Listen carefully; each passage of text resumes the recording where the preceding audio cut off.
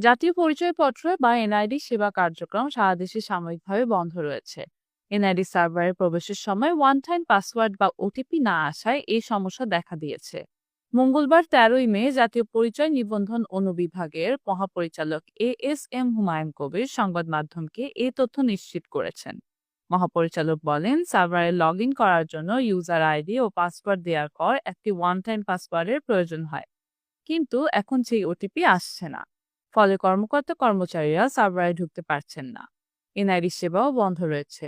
তবে ছবি তোলা, বায়োমেট্রিক গ্রহণের কার্যক্রম চলমান রয়েছে। তিনি আরও বলেন, এটি সার্ভারের সমস্যার কারণে নয়।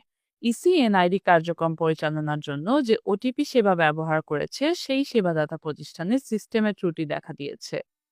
প্রতিষ্ঠানটি সমস্যা সমাধানে কাজ করছে। ওটিপি সংক্রান্ত ত্রুটি দূর হলেই সব কার্যক্রম আবারও চালু হবে।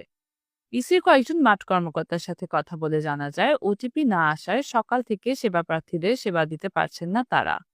মঙ্গলবার দুপুরের মধ্যে এই সমস্যার সমাধান হবে বলে তাদের জানানো হয়েছে।